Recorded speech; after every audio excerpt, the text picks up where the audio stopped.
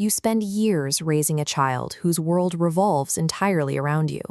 Then, seemingly overnight, the dynamic flips. They retreat behind closed doors, demanding privacy, and the sweet, open connection you once relied on starts to fade. As a parent, the instinct is to stop this drift at all costs. We tighten the rules, we scrutinize their schedules, and we demand updates. We try to pull them back into our orbit through sheer force of authority. Clamping down backfires.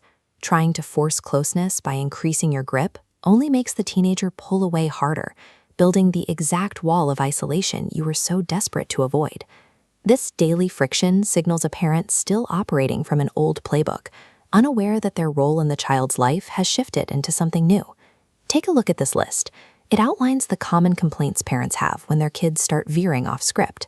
We diagnose them as too shy, too aggressive, too impulsive, or too unfocused. We tell ourselves we're just being caring and protective, but as this text points out, these labels are masking something else entirely. Underneath the urge to fix our kids is raw, unregulated fear that we are failing as parents. When life feels chaotic and out of our hands, we try to self-soothe by hyper-managing our children's lives. We project our own anxieties about the future onto their daily routines, leaving them completely suffocated. Correcting a teenager's behavior often proves futile when the parent's primary goal is still the relief of their own unregulated anxiety. Inside the teenage mind, a biological and psychological separation is underway. Their inner spirit intuits exactly what it needs to survive adulthood.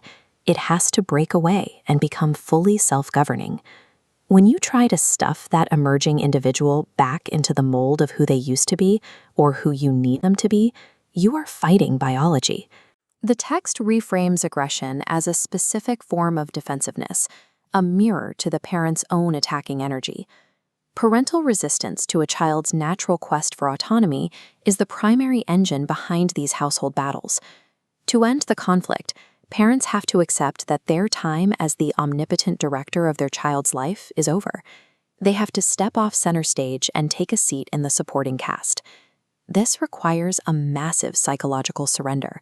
We have to let go of our egos and abandon the deep-seated desire to be the supreme authority dictating their every move. Instead of asking who we want our kids to be, we have to start looking at who they actually are. It is the practice of honoring their present state, entirely separate from our own needs. Embracing a teenager exactly as they are isn't passive resignation.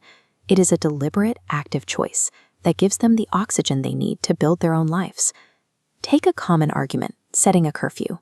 Traditionally, the parent dictates rules and the teen sulks, ending in disconnection. But look at the redefined exchange. The parent listens and negotiates terms respectfully. It becomes a collaboration, not a dictatorship. A shift toward mutual respect creates the safety needed for a teenager to eventually lower their guard and consider a different perspective. By letting go of the need to control, you stop acting as an obstacle to independence, and in doing so, you earn the one thing you wanted all along: a genuine, lifelong kinship with your child.